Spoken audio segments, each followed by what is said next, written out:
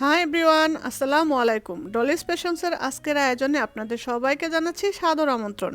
আজকের পর্বে আপনাদের জন্য রেখেছি কানাডিয়ান নদীর মাছ বাংলাদেশি স্টাইলে রান্না করব। সেই রেসিপিটাই আজকে আপনাদের সাথে শেয়ার করতে যাচ্ছি। আশা করি আজকের এই কানাডিয়ান নদীর মাছের রেসিপিটা আপনাদের কাছে খুব ভালো লাগবে। আর যদি ভালো লেগে থাকে তাহলে অবশ্যই লাইক, কমেন্ট এবং শেয়ার করতে ভুলবেন না।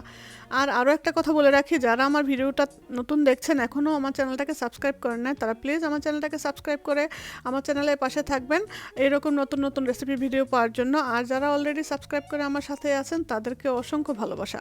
তো চলুন চলে যাওয়া যাক রেসিপিতে। তো আমি ভিডিওতে কথা বলতে বলতে আপনারা দেখে ফেলেছেন যে আমি মাছের মধ্যে লবণ, হলুদ, মরিচ আর মাখানো ছিল। আমি সেই পর্বগুলো আর এখানে দেখাইনি। যারা আমার ব্লগ ভিডিওগুলো শেয়ার করেন সেখানে আমি এই কানাডিয়ান নদীর মাছ ধরার রেসিপিটা কিংবা কিভাবে আমি মাছগুলো ক্লিন করি সেগুলো দেওয়া আছে। চাইলে আমি ডিসক্রিপশান বক্সে এই রেসিপি ওই ভিডিওর লিঙ্কটা দিয়ে দিব।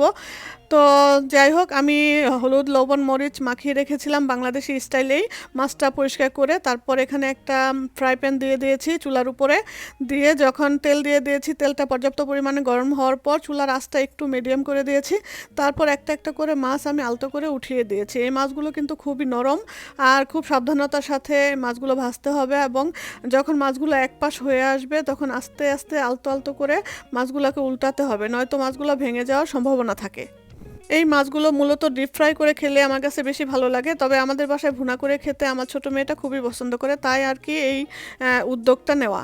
তো যাই হোক, এই তো আমি জালটাকে বাড়িয়ে কমিয়ে এইভাবে আমি মাছগুলোকে আস্তে করে ভেজে তুলে নিয়েছি। আপনারাও আপনাদের আইডিয়া অনুযায়ী এইভাবে মাছগুলোকে ভেজে তুলে নেবেন, যারা এই কানাডিয়ান মাছগুলো খান বা কানাডায় যারা থাকেন কিংবা কানাডার বাইরেও এই মাছগুলো অনেক গ্রোসারি স্টোরে পাওয়া যায়। তো ভিডিওতে দেখতে পেয়েছেন আমি 2 ব্যাচে এই মাছগুলোকে ভেজে নিয়েছি। এখানে প্রায় 10 পিসের মতো মাছ ছিল।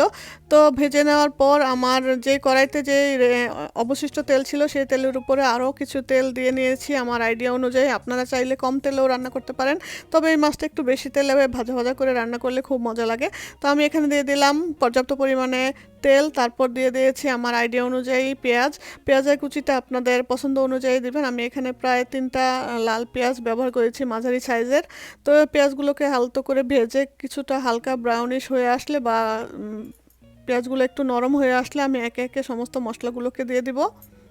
এই তো এই মশলাগুলোর মধ্যে আমি আদা পেস্ট, তারপর হচ্ছে রসুন পেস্ট, জিরা, ধনিয়া, হলুদ, মরিচ, লবণ, পেঁয়াজ, এগুলো তো সাধারণ যেই সমস্ত মশলাগুলো আমরা সাধারণ যে ইনগ্রেডিয়েন্টসগুলো বাংলাদেশি মাছ মাংসের মধ্যে ব্যবহার করি সেগুলোই। তো এই মশলাগুলো দেওয়ার পর আমি একটু হালকা পানি দিয়ে মশলাগুলোকে ভুনা করব, কারণ মশলার মধ্যে যে একটা ফ্লেভার থাকে ওই ফ্লেভারটা যেন চলে যায়, যে একটা কাঁচা কাঁচা ফ্লেভার থাকে সেটা।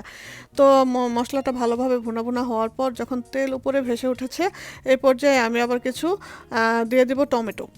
এই টমেটোগুলো দেওয়ার ফলে পুরো বাংলাদেশি টেস্টটা আসবে। তো আমার অল্প একটু টমেটো আমি এখানে ব্যবহার করেছি, যেহেতু পুরো একদম পেঁয়াজ দিয়ে ভুনা ভুনা করবো। তো এখানে একটা ইটালিয়ান টমেটো ছিল, একটা ইটালিয়ান টমেটো আমি এখানে কেটে দিয়েছি। তো এই টমেটোটা দিয়ে আরও কিছুক্ষণ আমি ভুনা ভুনা করবো, আর টমেটো পিসগুলোকে একটু ছোট ছোট করে কেটে দেওয়ার ব্যবস্থা করব, যেন মানে পেঁয়াজের সাথে মিলে যায়, এটা যেন বোঝা না যায় যে এক্সট্রা করে টমেটো অ্যাড করেছি বেশি। তো যাই হোক, এই জন্য আমি একটা টমেটো দিয়েছি এখানে, কারণ মাছ যেহেতু বেশি না, আর এগুলো যেমন আমি একটু বেশি শুকনো শুকনো রাখবো, এই জন্য আমি টমেটোগুলোকে এইভাবে দেওয়ার ব্যবস্থা করেছি। আদারওয়াইজ যদি আমি ঝোল রাখার ব্যবস্থা করতাম, মানে মাছগুলোকে ঝোল রেখে রান্না করতাম, তাহলে আমি টমেটোগুলোকে পরে দিতাম কিংবা আরও বড় সাইজ করে কেটে দিতাম আর একটু বেশি করে দিতাম। তো যাই হোক, এগুলোই আমি আপনাদের সাথে শেয়ার করলাম ডিটেলসটা, কেন আমি এইভাবে করলাম। তো এইভাবে আরও কিছুক্ষণ ভুনা ভুনা হওয়ার পর দিয়ে দিলাম আমি পানি, কারণ আমি পানিটা দিয়েছি মাছটাকে পুরোপুরি রান্না করার জন্য। এই তো আমি পছন্দ মতো এখানে পরিমাণ মতো পানি দিয়ে দিয়েছি। দেওয়ার পর একটু ঢাকনা দিয়ে ঢেকে দিলাম। এখানে 2-3 মিনিট ঢাকা দেওয়ার পরেই যখন পানিটা বলক এসে পড়বে, তখন সেই পর্যায়ে আমি দিয়ে দিব ভেজে রাখা মাছগুলো। এই তো 2-3 মিনিট রান্না করার পরে যখন ঝোলগুলো ভালো মতো বলক এসে পড়েছে, তখন আমি এই পর্যায়ে ভেজে রাখা মাছগুলোকে উঠিয়ে দিচ্ছি একে একে, কারণ উঠানোর সময় খেয়াল রাখতে হবে মাছগুলো যেন ভেঙে না যায়। কারণ এগুলোকে আমি আপনারা দেখেছেন ভাজার সময় আমি খুবই সাবধানতার সাথে ভেজেছি, কারণ দেখা যায় যে মাছগুলো খুবই নরম, আমাদের বাংলাদেশে যেমন বেলে মাছ, তারপর পোয়া মাছ, ওই মাছগুলো টাইপের কিছুটা একটু মানে সেন্সিটিভ আর কি। তো এই তো মাছগুলো দেওয়ার পরে আবার 5 মিনিট রান্না করার পর আবার একটু নেড়ে চেড়ে দেখবো, আর মাছগুলোকে একটু উল্টিয়ে দিব যেন ওই পাশটা ঠিকমতো মশলাগুলো ভিতরে যায়। তো এইভাবে আমি মাছগুলোকে সব এপাশ ওপাশ করে উল্টে দিচ্ছি।